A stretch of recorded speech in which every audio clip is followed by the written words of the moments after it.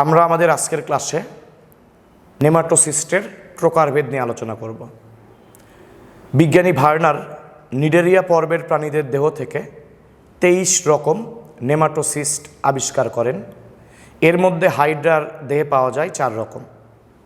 তাহলে ভার্নার কয় রকম নেমাটোসিস্ট আবিষ্কার করেন নিডেরিয়া পর্বের প্রাণীদের দেহ থেকে? 23 রকম। এর মধ্যে হাইড্রার দেহে পাওয়া যায় 4 রকম। নেমাটোসিস্ট নিডোব্লাস্ট, হাইড্রার দেহের নিডোব্লাস্ট বা নিডোসাইট কোষের অভ্যন্তরে থাকে। নেমাটোসিস্ট নিডোব্লাস্ট বা নিডোসাইট কোষের অভ্যন্তরে থাকে। আর নেমা মানে সুতা, সিস্ট মানে থলি। নেমা মানে সুতা এবং সিস্ট মানে থলি, অর্থাৎ নেমাটোসিস্ট তাহলে আমাদের সুতা এবং থলি নিয়ে গঠিত হবে। তাহলে নেমাটোসিস্ট তাহলে সুতা এবং থলি নিয়ে গঠিত। এই যে এইটা হলো নেমাটোসিস্টের থলি, যেটাকে ক্যাপসুল বলা হয়। আর এই যে এইটা হলো সুতা। তাহলে নেমাটোসিস্ট এই সুতা এবং থলি নিয়ে গঠিত। এটা নিডোব্লাস্ট কোষের অভ্যন্তরে থাকে। হাইড্রার দেহে নেমাটোসিস্ট পাওয়া গেছে প্রায় 4 রকম। হাইড্রার দেহে যে 4 রকম নেমাটোসিস্ট পাওয়া গেছে, এর মধ্যে সবচেয়ে বড় বা বৃহত্তম এবং আদর্শ নেমাটোসিস্ট হলো স্টিনোটিল। স্টিনোটিল অথবা এর আরেকটা নাম আছে পেনিট্রেন্ট। তাহলে হাইড্রার দেহে প্রাপ্ত 4 রকম নেমাটোসিস্টের মধ্যে সবচেয়ে বৃহত্তম হলো স্টিনোটিল বা পেনিট্রেন্ট। এরপরে আরও পাওয়া গেছে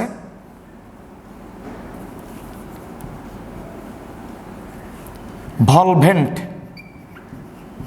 বা ডেসমোনিম নেমাটোসিস্ট। আর আরেক রকম নেমাটোসিস্ট হাইড্রার দেহে পাওয়া যায়,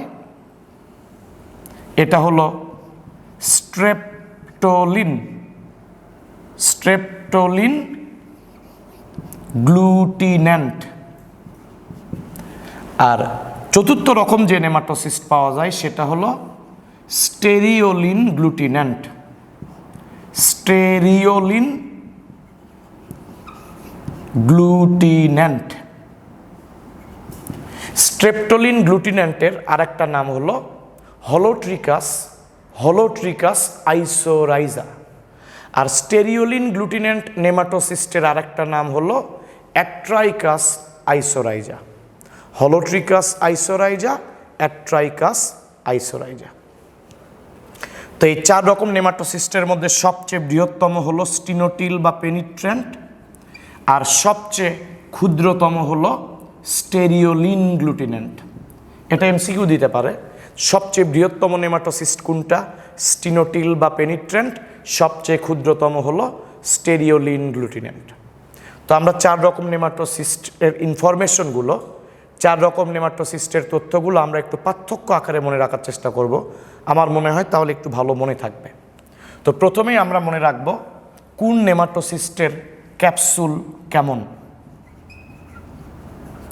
তো প্রথম 2 রকম, অর্থাৎ স্টিনোটিল আর ভলভেন্ট, এই 2 রকম নেমাটোসিস্টের ক্যাপসুল আমরা মনে রাখব নাশপাতি আকৃতির।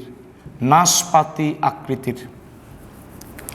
আর গ্লুটিন্যান্ট, যে 2 রকম গ্লুটিন্যান্ট নেমাটোসিস্ট, স্ট্রেপ্টোলিন গ্লুটিন্যান্ট, স্টেরিওলিন গ্লুটিন্যান্ট, এদের ক্যাপসুল বা থলি আমরা মনে রাখব ডিম্বাকার।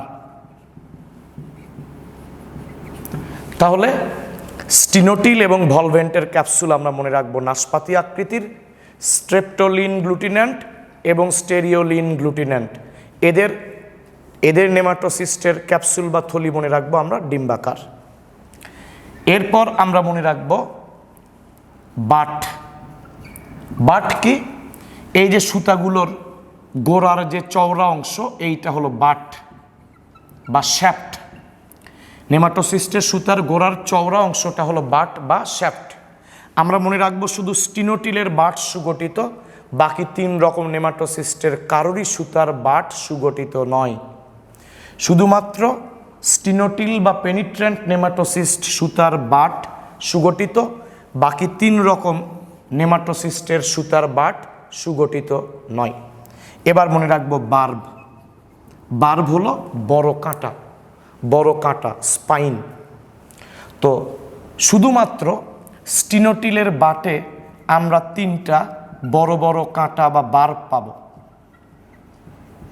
আর বাকি 3 রকম নেমাটোসিস্টের কারোরই বার্ব থাকে না, বড় বড় কাঁটা থাকে না। বারবিউল হলো বার্বের চেয়ে ছোট কাঁটা। বারবিউল বা ছোট কাঁটা, এই যে বারবিউল, এটা পাবো আমরা স্টিনোটিলে এবং স্ট্রেপ্টোলিন গ্লুটিনেন্টের সুতাতে। এই যেগুলা হলো বারবিউল। তাহলে স্টিনোটিলে আমরা বারবিউল বা ছোট কাঁটা পাবো বার্বের চেয়ে, আর স্ট্রেপ্টোলিন গ্লুটিনেন্টে পাবো। তাহলে আমাদের প্রশ্ন দিবে যে কাঁটাবিহীন নেমাটোসিস্ট কোনটা, যাদের বার্বও নাই বারবিউলও নাই। তাহলে উত্তর হবে কি ভলভেন্ট আর স্টেরিওলিন গ্লুটিনেন্ট। এই 2 রকম নেমাটোসিস্টে বার্বও নাই বারবিউলও নাই, অর্থাৎ এরা কাঁটাবিহীন নেমাটোসিস্ট। এবার আমরা মনে রাখবো হিপনোটক্সিন এটা এক ধরনের নিউরোটক্সিন, অর্থাৎ এরা শিকারের দেহে হিপনোটক্সিন প্রবেশ করিয়ে তাকে হিপনোটাইজ করে দেয়, তার দেহটা অবশ করে দেয়, অসাড় করে দেয়। এটা প্রোটিন এবং ফেনলে গঠিত। এটা ইম্পর্টেন্ট একটা এমসিকিউ, আমাদের মনে রাখতে হবে যে হিপনোটক্সিন কী দিয়ে তৈরি, প্রোটিন এবং ফেনল দিয়ে। তো এই হিপনোটক্সিন আমরা শুধু স্টিনোটিলের ক্যাপসুলের ভেতরে পাবো, বাকি 3 রকম নেমাটোসিস্টের ক্যাপসুলে আমরা হিপনোটক্সিন পাবো না। তবে স্ট্রেপ্টোলিন গ্লুটিনেন্ট আর স্টেরিওলিন গ্লুটিনেন্টের ক্যাপসুলে আমরা আঠালো পদার্থ পাবো, বা এদের ক্যাপসুলে আঠালো পদার্থ থাকে। গ্লু মানেই তো আঠা বা আঠালো পদার্থ, গ্লু। তাহলে গ্লুটিনেন্ট, তাহলে এদের ক্যাপসুলে আঠালো পদার্থ আছে, গ্লু টাইপের পদার্থ আছে। আর ভলভেন্টের ক্যাপসুলে হিপনোটক্সিনও নাই, আঠালো পদার্থও নাই। এবার আমরা একটু মনে রাখবো কাস। আর হিপনোটক্সিন কিন্তু এক ধরনের নিউরোটক্সিন, এটাও মনে রাখতেই হবে আমাদের। নিউরোটক্সিন কি, অর্থাৎ স্নায়ু অবশকারী বিষ। মানে প্রথমেই কোন নেমাটোসিস্ট ব্যবহার করে, তারপরে কোনটা, এভাবে আমরা বলি। দেখো, প্রথমেই শিকারের দেহকে পেঁচিয়ে ধরার জন্য বা তার উপাঙ্গগুলোকে পেঁচিয়ে গতিরোধ করার জন্য এরা ভলভেন্টের সুতা নিক্ষেপ করে, এবং এই সুতা ক্যাপসুলের ভিতরে কিন্তু এক প্যাচে থাকে, কিন্তু যখন নিক্ষেপ করে তখন কর্কস্ক্রুর মতো অনেকগুলো প্যাচ তৈরি হয়। তাহলে ভলভেন্ট, প্রথমে এরা ভলভেন্ট নেমাটোসিস্ট ব্যবহার করে বা এর সুতা ব্যবহার করে, অর্থাৎ এরা শিকারের গতিরোধ করে প্রথমেই ভলভেন্ট নেমাটোসিস্টের সুতা ব্যবহার করে। এরপরে 2 টাইপের বা এই 2 রকমের গ্লুটিনেন্ট নেমাটোসিস্ট ব্যবহার করে।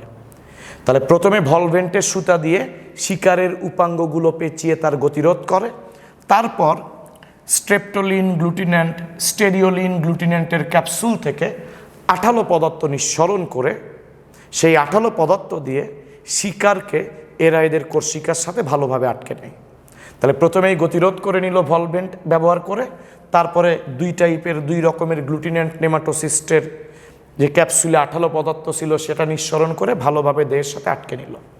শেষে ব্যবহার করে স্টিনোটিল, অর্থাৎ ভলভেন্টের সুতা দিয়ে শিকারের উপাঙ্গ পেঁচিয়ে তার গতিরোধ করে নিল, তারপরে গ্লুটিনেন্ট নেমাটোসিস্ট থেকে গ্লু বা আঠালো পদার্থ নিঃসরণ করে শিকারকে কোষিকার সাথে আটকে নিল, শিকারের নড়াচড়া বন্ধ হয়ে গেল।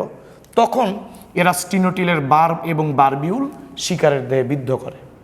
তারপর ইনজেকশনের সূঁচ যেভাবে দেহে প্রবেশ করানো হয় ওই রকম করে এই নেমাটোসিস্টের সুতার অগ্রভাগ শিকারের দেহে প্রবেশ করায়, এবং ক্যাপসুলের ভিতর থেকে এই হিপনোটক্সিন এই ফাঁপা সুতার ভিতর দিয়ে শিকারের দেহে দিয়ে শিকারের দেহটা অবশ করে দেয়।